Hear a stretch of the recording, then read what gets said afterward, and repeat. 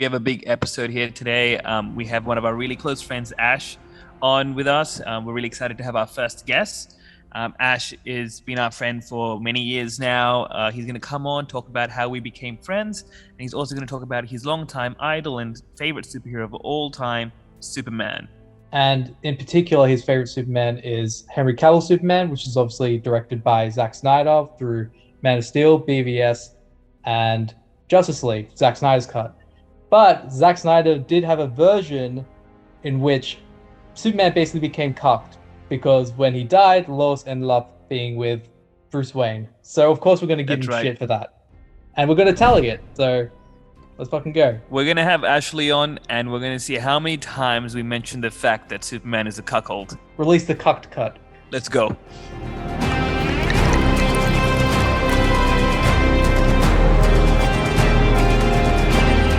All right, Ashley, what are you drinking? I am drinking a beautiful 2017 Selkirk Shiraz. I've got to say, I'm quite impressed. I haven't opened this since Christmas. I think I got it as a Christmas gift, so I just randomly found it. And I've saved it for this occasion. I am very impressed. That's awesome. Nice. How are you, Stephen? So I've got a 2017 Yarraman Pinot Noir made by Taylor's. It's a beautiful Pinot, full-bodied. It's something I usually go to because I love Pinots. So if I'm having some steak or some red meat, or if it's just something to have after dinner with some dessert. I think personally with Pinots, I'm someone who likes drinking Pinots on their own. I don't. The best one I've ever tried was when I was in New Zealand in a place called Amersfield, and I tried their 2014 Pinot Reserve. And it had like this amazing cocoa and chocolate flavors to it. And I've never had it since. It's pretty pricey, but definitely something I'd have to have again. That's something I would say only have it with dessert, whereas regular Pinots, I can see it being more versatile. Whereas with a steak, I can even see myself going with a Cabernet Merlot, or a Shiraz, something that a little bit more to spice up the meal. Yeah, see, honestly, because I was thinking about this before, I really think this is the exact kind of Shiraz I would honestly love to just have on its own like I am now. Yes, I'd love it with a steak, but that's what I love about red wine, the type that, you don't have to be too precious about it. You can literally just have it by itself or, with a fine steak. Cattleman's cutlet, to be specific. Nice. Beautiful steak. Daniel, what you drinking there? I'm drinking James Brook Cabernet Merlot. Is that how you pronounce it? Cabernet Merlot, yeah, that's correct. Yeah, I'm not as much of a wine guy as both of you, but I do appreciate it. I used to drink like a lot more of white wine, but I can really appreciate a red wine. So, do you have a favorite? I don't drink frequent enough to be able to like properly have a favorite, but I've had Shiraz before. Shiraz is really nice, and Pinot is really good too, but haven't yet found my favorite because I'm still searching. Yeah, that's fine, man. It's a journey, right?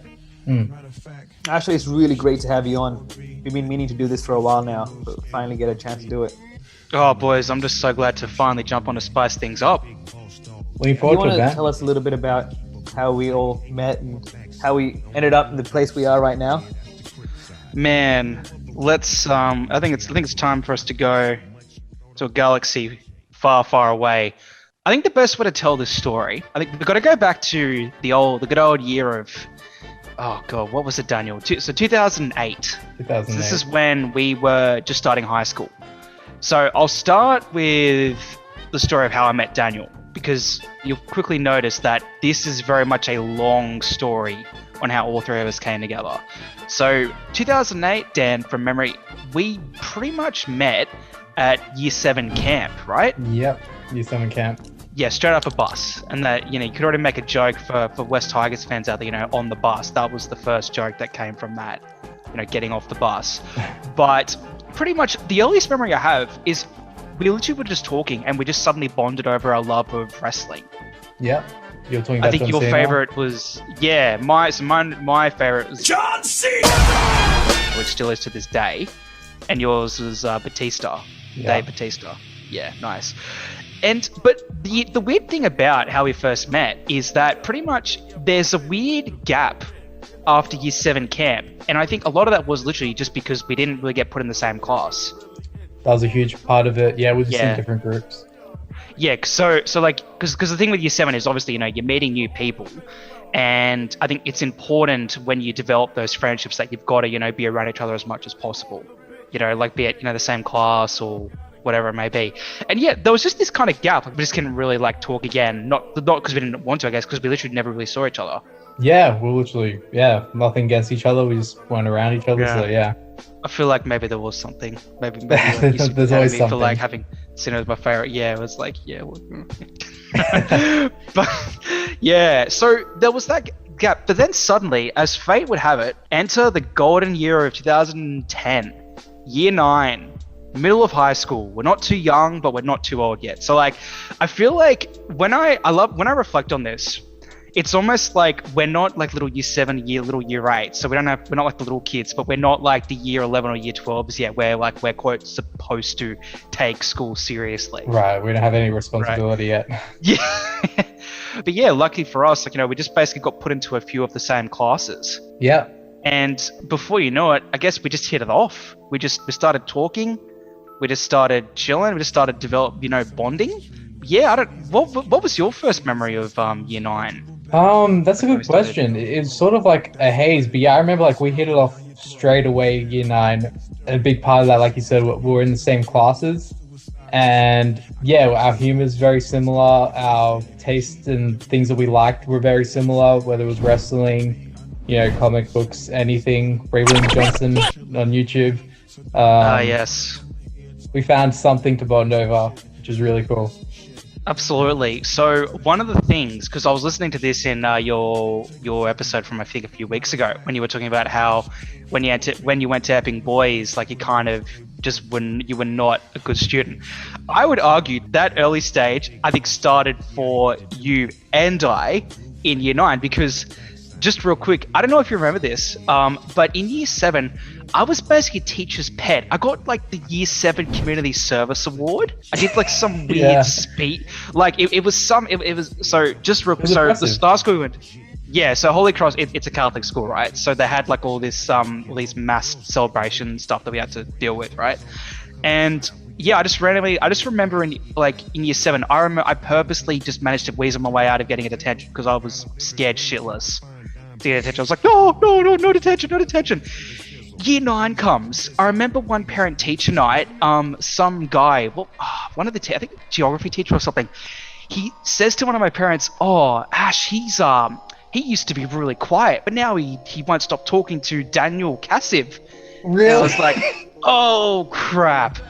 So that was this weird thing where like, and there were just so many other things going on. Like for example, Dan, you just randomly had this thing where you would start eating crackers out of your bag, and you seemed so good at it. Like you just full have your head down, and no one knew what the hell you were doing. That never ended. No, it didn't. Because in Epping Boys, he was eating crackers out of his bag, and then he started sharing them with me. Yeah. It's almost like he was good at it when he started in year 9, and then from there it all went to shit. He just got lazy and it literally did. Like Holy Cross was the far stricter school, yet I got away with eating there, and then Epping Boys every time they caught me. Like, because it wasn't just crackers, you had a full sandwich. Yep, sandwiches. Yeah. They pull out a chicken. Yeah. It was a full meal happening at the back of the class, and it was just me and you sitting there. I got a fucking Barbie going on. But I gotta say, oi, teacher, you want another snag on the Barbie? That was definitely the seed of like us going bad when Steven really then made me go full downhill, and I made him go full downhill as well. it was just a level. So how did that end up with you? Because then, I ended up going to Epping Boys and meeting Steve, and we ended up becoming friends. How did you end up then getting into the circle? Absolutely, and this is actually one of the coolest stories I love to tell, because the reality is, just to be, for everyone listening to this, I was very upset when Dan left for Epping Boys, because one of my best mates just suddenly boom leaving. Because his story, I think you mentioned it in the few podcasts ago, one day you just got a call from effing boys because you've been on the wait list for some time. Yeah. I'm like, don't leave me, daddy boy. Yeah, no, it was tough. It was tough for me. It was tough for you. You know, it was a big start. But looking back on it now, it was the ultimate blessing, and like the you know how you going, because we wouldn't be here now drinking fine red wine and Pinot. So I don't think what Daniel's drinking can remotely be called fine. yeah. Decent. Dude, that's balsamic vinegar right there. It's like balsamic vinegar.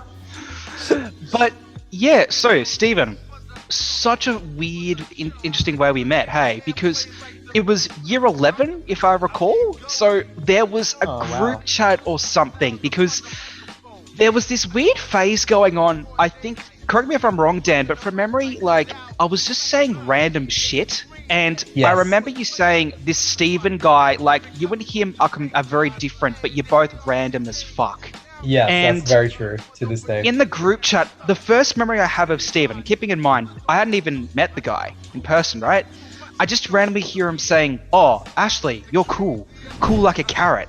I was like, what? Man, I'm pretty sure I said cool as a cucumber. Maybe it was, but I don't know. Maybe I just had a weird thing with cucumbers at the time. Hey, who knows? Wait, what? Carrot. I need to know more about that right now. I don't. I don't think Screen up. cucumbers are cool anymore. We'll come back to that another time, eh? But yeah, just this most random thing. I was like, okay, that's interesting. Anyways, so we met. We met at some mates. I think it was some mate's 17th. I think that was the first time we'd met from memory. Let's not get into that too much. Yeah, I think that's probably best. But you know what I'm talking about. Like we Yeah. both know. We both know the events of that day. Then, like, we kind of just hit it off. Not just you, but I've obviously met, a bunch of, cool guys from effing boys.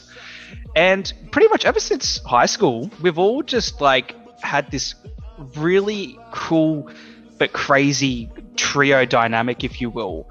One thing I will say, even after, the past 7 years of us, kind of getting to, being friends, I feel like we fuel each other because we're all different in our own way, like personality wise. That's true. But we have so much in common. Definitely. Like, That's definitely true. We're genuine in what we say and how we treat each other, even if we are being savage, which we all are, especially 90% like of the time. to Daniel. I think I know where this is coming from. Right. Yeah. So when you get a hot snack pack, commonly you get the trinity of sauces, which is barbecue, chili, and garlic aioli. Right. Yeah. Daniel, what do you get? I You get chili barbecue. chili barbecue. Got it. Right. I get the trio. Ashley ended up telling me he gets like mayo and barbecue and cheese. Like, what is that? It's like semen on top of your snack pack, man. What can I say? I'm white. That was inappropriate. That is no longer a HSP, not a halal snack pack. That was a haram snack pack. Just to be clear, I have moved on from mayo to aioli. Okay, so I reject Same that claim. shit. Or have you It is. Ashley and I were having a conversation recently, and he was like, "Oh, I should get some like spicy sauce for my snack packs." I Very, was like, very. "Oh, good on you, man. Like, what are you gonna get?" And he's like, "Oh yeah, I'm gonna get some spicy mayo." Well, that's pretty good. There's like this hot Nando's hot spicy mayo. He's like, "Oh, I don't know. I'm gonna start with mild." Like, the hell? It's already mayo, man. Might as well just go with the semen. Yeah. Again, I'm white. Working my way up. Well, that's a big difference of us, but like a big similarity for us is our love for comic book movies, especially DC. But me and Steven are on Team Batman, when you over there on Team Superman. How'd that happen? You're the right team. And the most All right. iconic superhero of all time. All right, semen snack pack. Oh. Just because he came first doesn't mean he's the best.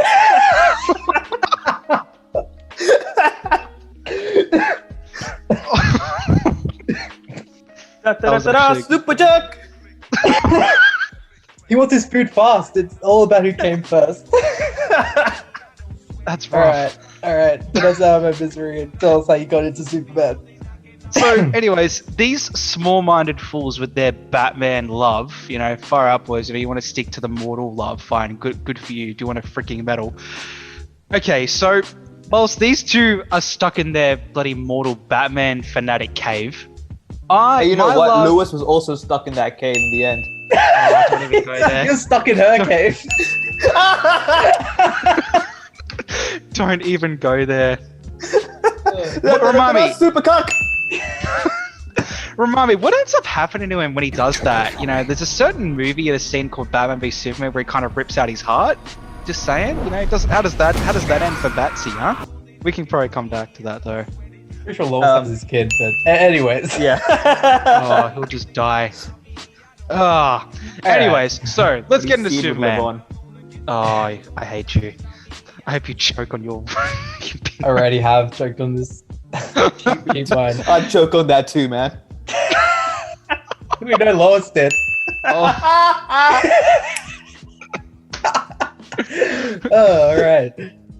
Clearly she didn't. She went through with it anyway and gave birth to the little shit. That's her problem. She settled for a mortal. Let me ask you a question. Do you think, because Lois has no interest in Clark Kent, she always has a hots for Superman, and she finds out he's Superman, and then suddenly she's all into him. Do you think that Lois would date Superman if he was mortal? That's a good question, because I would probably say no, because the idea behind, and I'll kind of touch on this a bit more in regards to my, the history behind me getting into the character. So comparing the two real quick, so say Clark Kent versus Bruce Wayne. Bruce Wayne in many ways is a disguise because he's Batman, he's a billionaire.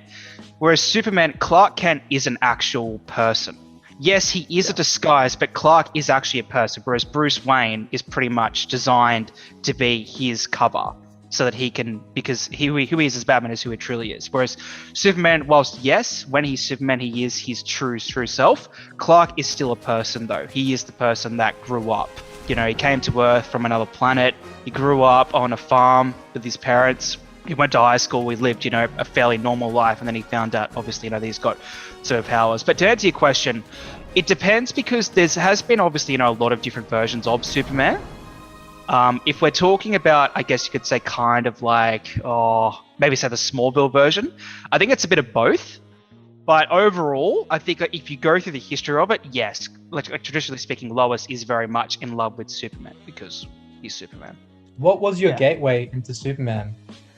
Good question. So because it's one of those things where I think a lot of us get into our heroes purely just because it's our first exposure. Because obviously for you two, you guys got into Batman when you were younger. I was exposed to Superman when I was very young. So for me, it all started with the classic Christopher Reeve Superman movies. My earliest memory, I must have been around maybe 6 or 7, so I was pretty young. I think I watched Superman 2, which in that movie, obviously, so you got Christopher Reeve Superman, you got a sequel to the first one, and the villain in that movie is a guy by the name of General Zod. He's an evil Kryptonian, so he has the same powers as Superman.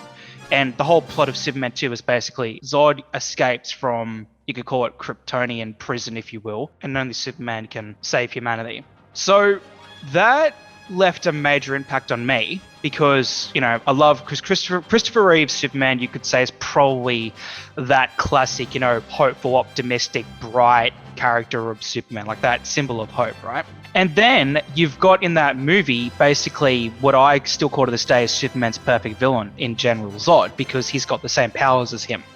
So it's really a matter of you just got two people with the same powers fighting pretty much, and what it comes down to is their morals, where Superman has morals, whereas Zod does not. So we go from there, and I soon after that got into the show of Smallville, which probably most Superman fans our age would remember well. So that show went for 10 seasons, and that pretty much was all about how young Clark Kent turned into Superman. And throughout that show, there were all kinds of amazing villains. So obviously, if you think about Superman villains, most people would probably say Lex Luthor is the most well-known. Yeah, he's a great character. When I was younger, I loved Lex, especially the Smallville version. I think it was Michael Rosenbaum who played him. Yep. I think So that's I've always been a fan of Lex Luthor. But the thing is, as I've grown older over the years, my taste and rankings of the Superman villains have very much kind of evolved and changed. A lot of that comes from, obviously, Lex, just for those that may not know, so Lex Luthor, he's kind of a bit like Bruce Wayne in the sense he's a rich billionaire, except he's a piece of shit. Not as sexy. Also, he has no hair. He's bald as well. Yeah, he still bangs Lewis in an alternate universe. Oh, well, there you go. Let's say really he's gets winning around. there. I mean, Cheers. Yeah. I'll have Cheers to to everyone banging Lewis. I'll probably go through another glass for that. Lois. Okay, so you've watched the Reeves movies. You watched Yep. Smallville series. What is your favorite Superman, and how would you rank them? So favorite Superman to this day hasn't changed. I honestly don't think it ever would change. Is by far Henry Cavill's Superman. He was brought in 2013 to the movie Man of Steel, which pretty much was a reboot, like a fresh take on Superman, right after The Dark Knight Rises. Awesome. So if he's your favorite, what would your next two favorites be? Good question. So look, I thought about this a lot over the years. I would still say, just because of how iconic the character and the performance is, I've got to say number 2 is Christopher Reeve. Number 3, honestly, I've got to say, so during Smallville, I think this was back in 2006, a movie called Superman Returns came out, like a sequel to Superman 2. Because Yeah, I remember that movie. With Brendan Routh. Yeah. Brendan Routh. And I it liked was it. very... I really liked it. I thought it was good for its time. Looking back on it, I don't think it's aged as well as something for me like Man of Steel, and I'll get into That why. bullet So hitting his eye and getting crushed. When I was a kid, I went crazy. Such an iconic moment. And the plane scene, one of the best Yes. Superman moments to this day. Yes. Classic. it is Superman. cool. Because you see him struggling is with his powers, because he's so powerful, he could rip the plane into two. So he's trying to stop and help the plane out without fucking everyone up. So he's like accidentally ripping the wing off and everything. Like, it's crazy. It's intense. It is cool, and so they did use the iconic John Williams theme as well, which was great. It worked. It's just the thing for me with it is it honestly felt quite contained, which is weird to say for a Superman story, because of the guy can literally fly. He's got super strength. He shoots fire from his eyes. He's got freeze breath. But Superman Returns to Man of Steel. So let me try and paint a picture in your minds. 2012, end of the Dark Knight trilogy. We go to watch the movie trailers.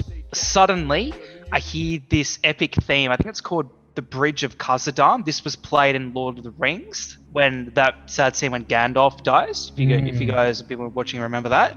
Just this epic, like soothing, but yet kind of intense music. And suddenly I just hear this music, and it's just got like some voiceover talking about like this person being very much like a symbol of hope. And suddenly I go from being hyped as for the last Batman movie to realizing, holy crap, they're doing a reboot, a new Superman movie. What a moment. Seeing him shoot up into the sky, It was absolutely going incredible. supersonic and Yeah. breaking the sound barrier.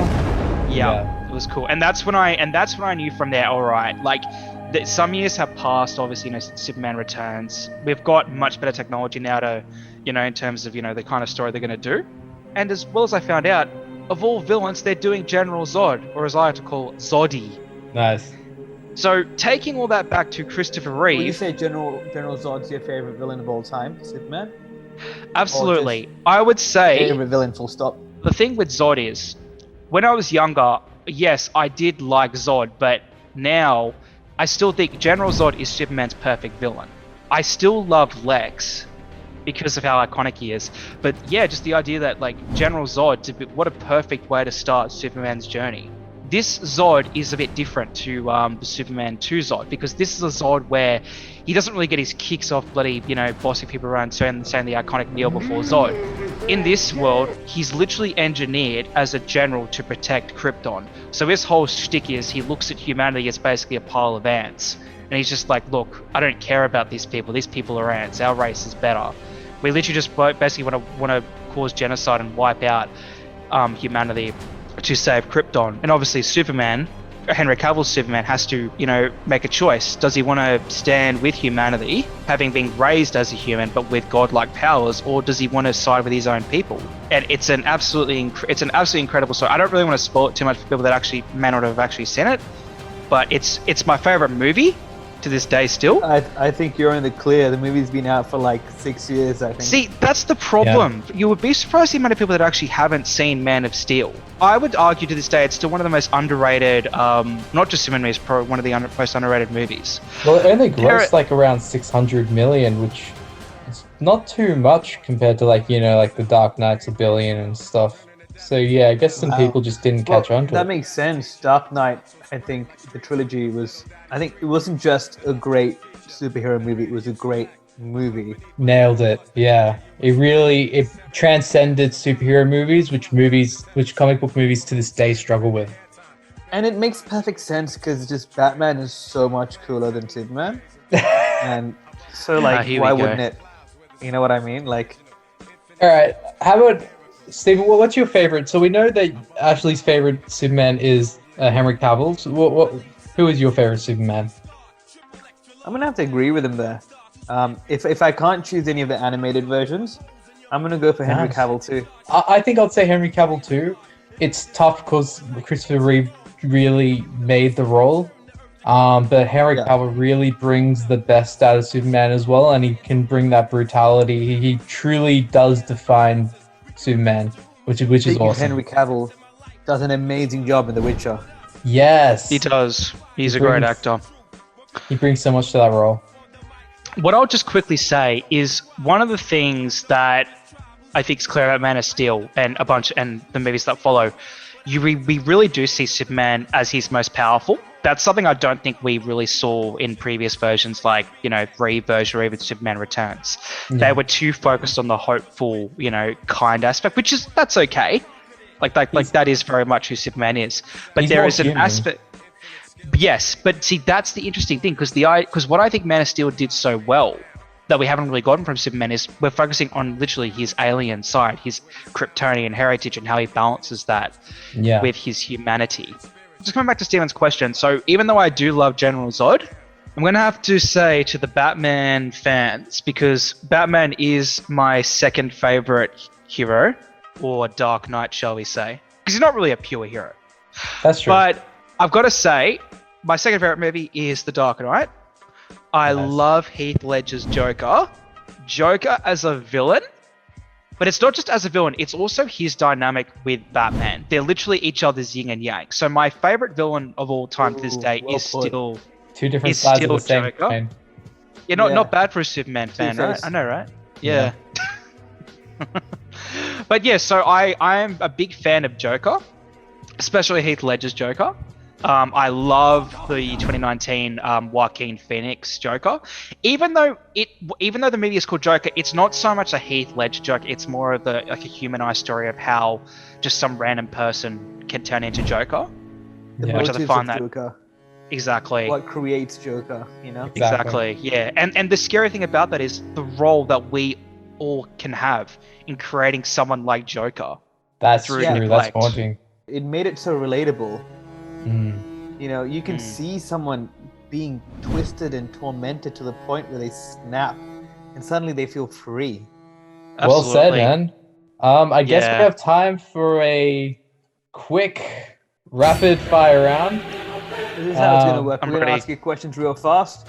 You're going to have to answer the questions real fast. If you answer the questions too slow, your answer gets changed. Okay, I've topped up my Shiraz. I'm ready. Hit me. All right, Dan, you want to start? All right, and here we go. Favorite Marvel character? Spider-Man. Thanos versus Darkseid, who would win? Darkseid. Weakest Justice League member? Cyborg. How would you feel about Superman being a cuck? That would be shit. Move on. Would Lois date Clark Kent if she knew he had no powers? Probably not. Wrong. Definitely and you're wrong is the answer. Yeah. He's a total cuck. Favorite X-Men movie? X-Men movie? Oh, Days of Future Past. Least favorite X-Men movie. Last Stand. Favorite Daniel. MCU movie? Avengers: Infinity War. Least favorite MCU movie. Iron Man 1. All right, Steven, to finish it Favorite off. Marvel character? Too late. It's Black Widow. I'm so sorry, mate. You It was played well. great You having played you well. on, though. Everyone clap him up. Everyone clap him up. Speaking of Black Widow, she's kind of suing Disney, so I don't know what her future holds. But anyways, How you guys going with your wine? I've already finished. Yeah, I would chug that if I were you too. that looks like yellow Well, piss. whatever I wasn't going to finish, I was going to pour in my salad. All right, Ash, it was a pleasure having you on. We can't wait to have you on again. Keen, glad to spice things up. We'll continue this conversation another time. Superman Cheers, all the man. way. Cheers. Batman forever. Clock cock. You're a clock cock.